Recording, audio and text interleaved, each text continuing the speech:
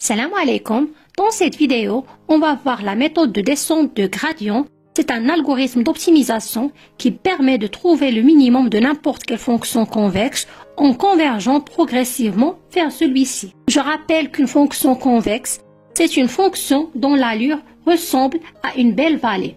Alors on a deux cas. Si on prend une fonction qui est convexe, on voit bien qu'on a l'existence et l'unicité du minimum de cette fonction. Mais si on prend une fonction qui est non convexe, on va voir plusieurs minimums locaux. C'est-à-dire pour y avoir un unique minimum d'une fonction, on doit imposer que la fonction soit une fonction convexe. C'est pour cela, dans la suite de cet algorithme, on va utiliser uniquement les fonctions qui sont convexes. Avant d'expliquer l'algorithme, on va voir une explication intuitive de cette méthode. Imaginons que vous soyez un skieur dans une montagne et vous voulez trouver le point le plus bas, c'est-à-dire le point à l'altitude minimale, c'est-à-dire le minimum de cette fonction qui est bien une fonction convexe. Alors le skieur va se déplacer de cette position initiale vers une autre position et puis en descendant de proche en proche, le skieur va atteindre l'objectif qui est l'altitude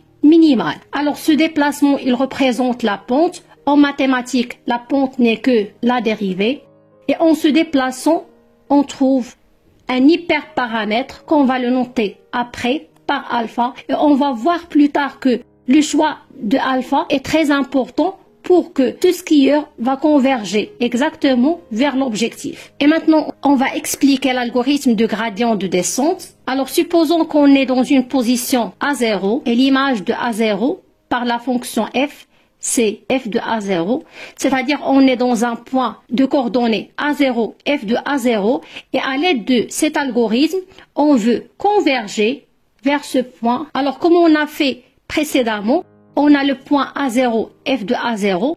On va commencer par calculer la dérivée en ce point, c'est-à-dire on va dessiner la pente. Et la direction de la pente qui descend, on va avancer avec un petit pas que je vais le noter par alpha. Alors ici, on a A0 en avançant par un pas alpha. On obtient une deuxième position que je vais la noter par A1. Voici l'image de A1 par la fonction f, c'est f de A1. On va recalculer encore une fois la dérivée, c'est-à-dire on va dessiner la pente, puis on va avancer encore une fois par le même pas alpha. On obtient la position A2 et on a l'image de A2. On va recalculer encore une fois la dérivée au point A2, f de A2, c'est-à-dire on va dessiner la pente, puis on va avancer encore une fois par le même pas alpha. On va répéter ceci jusqu'à atteindre l'objectif. Et comme ça, on obtient le minimum de cette fonction par l'algorithme de descente de gradient. Maintenant, on va écrire proprement cet algorithme. On va voir comment implémenter l'algorithme de la descente de gradient. Le but, c'est de trouver le minimum de la fonction j de AB, puis on va faire la même chose pour B. Alors, l'algorithme est donné comme suit. On a AI plus 1, c'est AI moins alpha, fois la dérivée de j par rapport à A en AI. Et on va répéter ce calcul jusqu'à la minimisation de la fonction coût j. On va voir ceci dans cet exemple. On va prendre une position initiale A0. Voici l'image de A0, c'est f de A0. On calcule la dérivée en point A0, f de A0, c'est-à-dire je vais dessiner la pente. Et on voit bien que lorsqu'on se situe dans le côté à gauche, la dérivée elle est négative, car la valeur de j va diminuer au fur et à mesure que la valeur de alpha augmente. Alors ici, on est dans l'itération i égale à 0, c'est-à-dire g a1 égale a0 moins alpha, la dérivée de j par rapport à a de a0. On a dit que cette quantité, elle est négative, et le paramètre alpha, il est toujours positif. Alors, moins avec un signe moins, on a une quantité qui est positive. Donc, j'ai A1, il est supérieur strictement à A0. Donc, le déplacement va être vers la droite, c'est-à-dire on va se déplacer par un paramètre alpha et on tombe sur une deuxième position que je vais la noter par A1. Et de la même manière, on va calculer l'image de A1 par f, c'est f de A1. Puis, on va calculer la dérivée, c'est-à-dire on va dessiner la pente en point A1, F de A1. Et on va encore une fois se déplacer par le même alpha. On tombe sur une deuxième position qui est A2. C'est-à-dire, on va répéter ceci jusqu'à ce qu'on trouve le minimum. C'est-à-dire, on voit bien que cet algorithme, il est itératif. Alors, en premier temps, on calcule l'itération i égale à 0, on tombe sur A1. Pour i égale à 1, on tombe sur A2. Ainsi de suite, jusqu'à ce qu'on trouve le minimum. Maintenant, supposons qu'on va prendre un A0 dans cette position. Donc, on se situe dans le côté à droite. Et on voit bien que la dérivée elle est positive car la valeur de j va augmenter au fur et à mesure que la valeur de alpha diminue. C'est-à-dire pour i égale à 0, g à 1, c'est A0 moins alpha, la dérivée de j par rapport à a au point A0. On a dit que la valeur de la dérivée de j elle est positive. Alors, alpha, il est positif avec un signe moins. Donc, cette quantité, elle est négative. Donc, on obtient que A1 moins A0, elle est négative, c'est-à-dire GA1, il est inférieur strictement à A0. Donc, ici, on a A0 et F de A0. Et voici la pente au point A0, F de A0. Donc, ici, en prenant un paramètre alpha, on tombe sur une position A1 et voici son image. De la même manière, on va calculer la pente. Puis on va encore une fois se déplacer par l'hyperparamètre alpha et on tombe sur une position A2.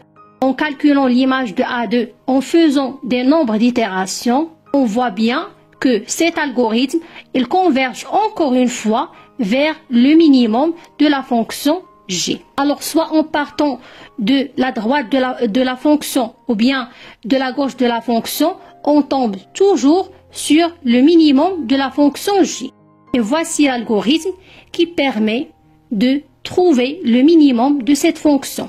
Mais malheureusement, dans cet algorithme, on a un problème, c'est le choix de la valeur de alpha. Il n'existe pas une formule qui nous donne la valeur de alpha qui est convenable pour que cet algorithme soit convergent. Alors, il risque d'avoir deux cas. Pour le premier cas, si on choisit que la valeur de alpha soit assez grande.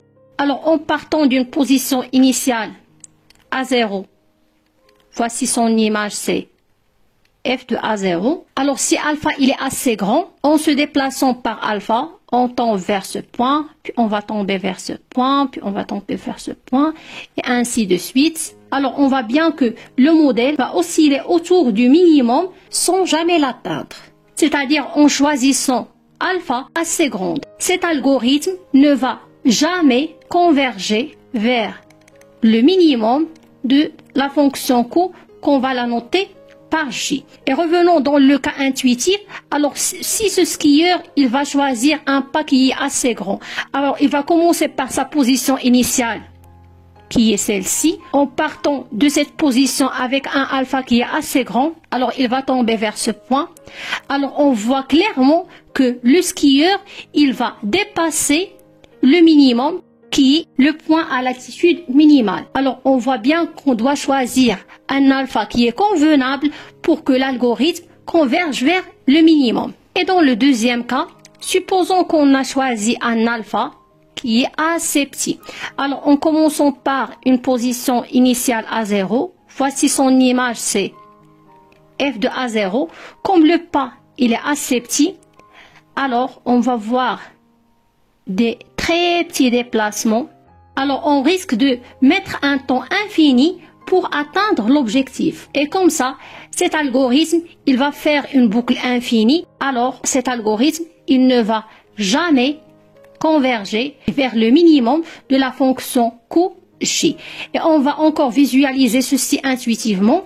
Supposons que la distance entre la position initiale et l'attitude minimale est de 3 km. Et on va choisir comme pas alpha, c'est 1 mm. Alors on voit que le pas il est infiniment petit.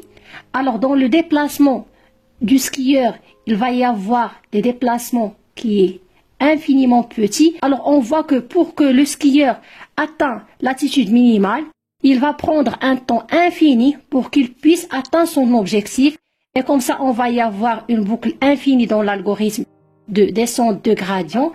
L'algorithme ne va jamais converger vers le minimum de la fonction J. Alors d'après les deux cas qu'on a cités précédemment, on voit que le choix de la valeur de alpha elle est assez important pour que l'algorithme de descente de gradient converge vers le minimum d'une fonction convexe. J'espère que cette vidéo sera utile pour vous. Si vous avez des suggestions ou bien des questions, n'hésitez même pas de les mettre en commentaire et à bientôt.